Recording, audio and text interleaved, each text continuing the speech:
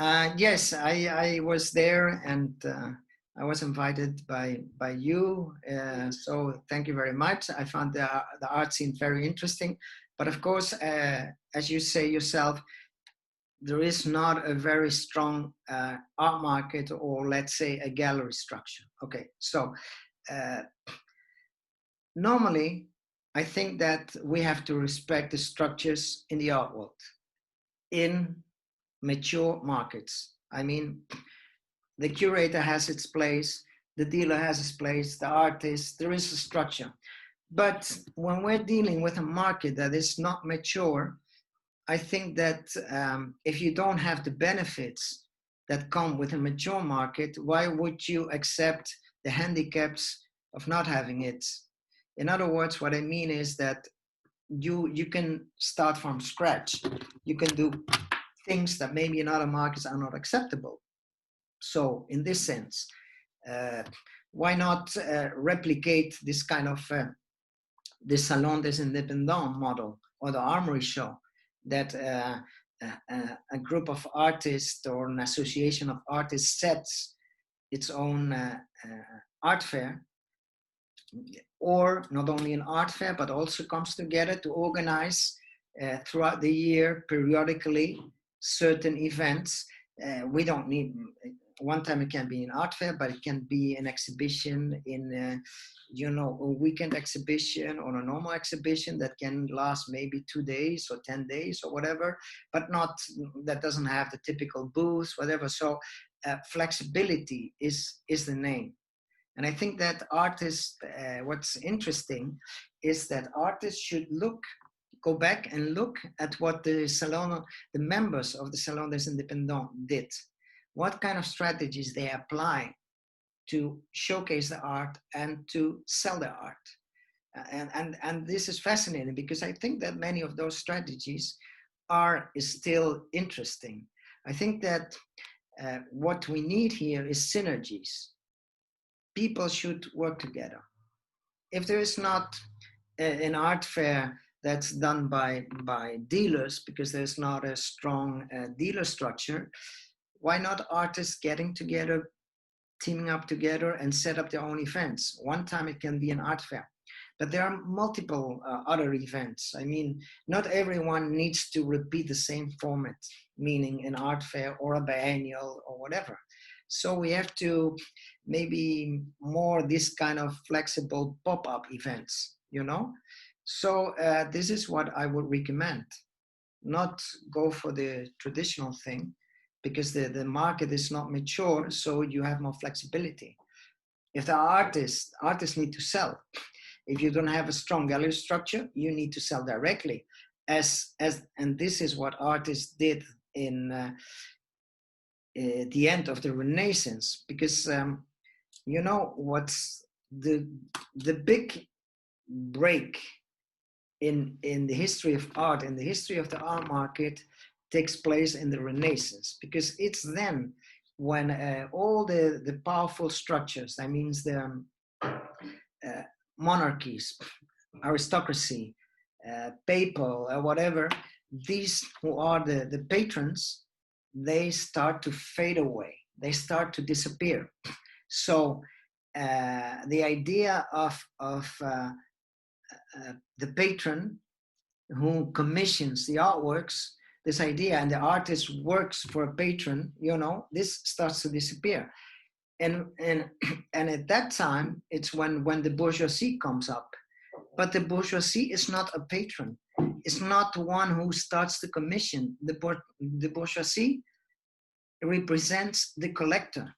So we shift from the patron who commissions to the collector who buys, and who buys at the market. He can commission a portrait, but it's not like in the Renaissance, where practically every artwork was commissioned site specifically for a certain space, with a certain iconology, with a certain symbolism. So artists had to start to sell their work directly on the market, and they had to learn how to do that, and they had to apply. So artists were producing the work, but very often they were also selling the work, So these are very interesting examples that I think the fair there could, or the artists or the organizers could take into consideration.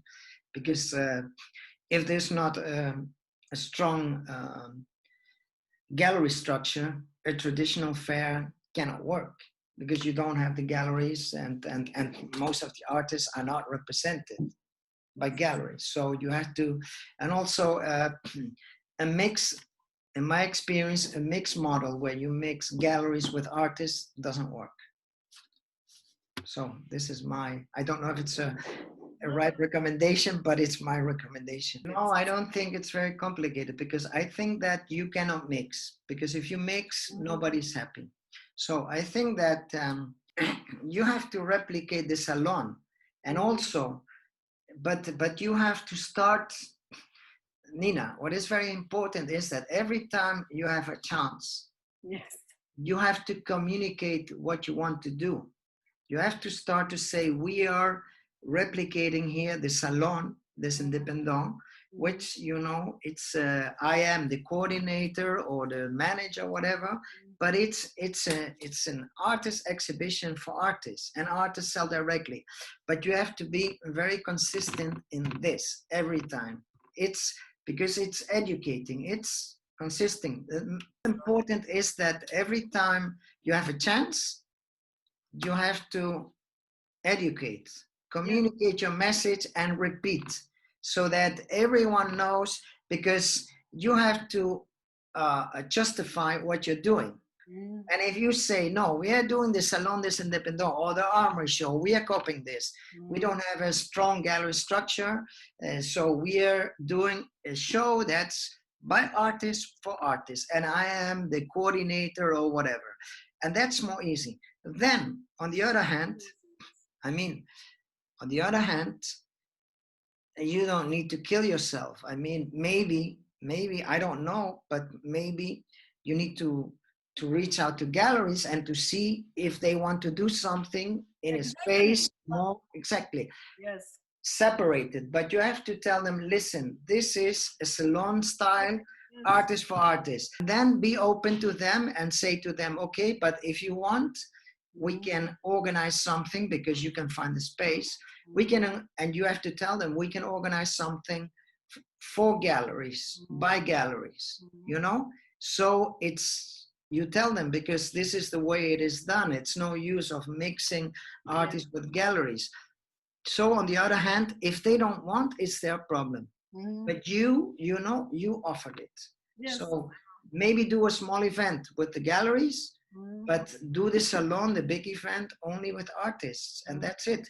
And try to, I can help you with information, things like that, that you can read the statutes of the Salon des Indépendants, things like that. It's interesting. So you can also, when you talk about it, you say, no, because we want to do this, and this, and this, and we take our model from the Salon des Indépendants, which was a very good model, that later was, you know, was put in practice very successfully by the Armory Show. And that's it. You need your speech. Due to the particularity of the market, of the lack of a strong market or a strong gallery structure, I think that you have the opportunity of doing something fantastic. You can do a salon des indépendants, that style, which is amazing, because the most regular thing people could do is a traditional art fair. And then you could do a small, more cozy art fair in a smaller space for dealers, where dealers are together, you know, dealers among them. So you don't mix dealers and things like that. So in a way, you're being very professional, and you say, listen, art fairs, the Salon des Indépendants, the Armory Show was organized by artists for artists. But since the 60s, Art Cologne, Art Basel thing, it's galleries that organize the fairs for galleries. So I want to work with you, but we're going to do a small fair where it's organized by galleries for galleries, and we don't mix, because that's not professional. And that's also, you don't feel at ease, galleries don't feel at ease exhibiting with artists. And what is important is that when you talk to artists, you have the talk. They need to hear Salon des Indépendants, that kind of stuff. and you can get information and see, this is what we're gonna do. This worked. Let's do this. And when you talk to dealers, you say, listen, what we are going to do is the typical gallery model that Basel, Cologne, and all the fairs did. Dealers setting up an art fair for dealers. So you have for them, you have another talk. Yes. And if they don't agree or whatever, it's because they don't know. If they don't want, it's fine, because whenever there is a critique or something like that, they say about Nina didn't want, you say, listen, I've been talking to them and I proposed to them, do a fair like Art Basel, only by galleries, organized by galleries, and only galleries participating. But they didn't want to, because as you see, it's no use of mixing. You have to do 2 happenings, but also you have to do 2 events, okay? But it's very important that the events are in different venues, okay? And with different marketing, different approach and things like that. Also the marketing, the layout, everything has to be different, because everyone has to feel different. Because if you say, I have this space, this big space, I can reuse it because it's cheap, because then now I do the artist. And then 2 months later, you do the galleries, not good, you know? You have to have everyone with associated with a different kind of space. And also because I think that there are less galleries, you know, so maybe with the galleries you need a smaller space. It's important that I will check them out, the statues of the Salones Independents, because the artist had to pay like a fee, but you decide the fee. But you put a kind of statue, you know, you put like a small document, you know, where you see this is this, organized by this. As a participating artist, you have to pay this fee, and this allows you to this and this, and you will benefit from the marketing, press, communication, everything we do, blah, blah, blah. This is how it worked there, you know? And then it would, and then you need to have one that's in charge of sales, you know, but also very clear that if what happened to you to Gregor, also very clear in the statutes, you have to say that there is one person in sales, and if this person sells, you cannot sell around the, you know, you have to respect this sales first, you know. And these are practicalities, but are important, because you will educate artists a little bit, helping them, and also educate them in, you know, in accepting certain things. Well, as you know, with COVID-19, everybody got crazy, started to do all kind of events online, museums, fairs, biennials, talks, or OVR events, walks, I don't know what. So we got this OVR fatigue, as they call it. To me, it's very simple. This whole idea of the COVID it will enhance the aura of doing real things. It will, I think that it will make us appreciate much more what attending to a real art fair is, that we for many years have taken for granted, what attending to a big exhibition is, or to a biennial.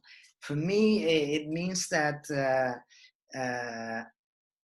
online events will be a complement, but they will never substitute the real event. And for me, the real event will be more important. And even maybe it will, unless there is a vaccine and everybody is vaccinated, you know, not everyone will be able to travel.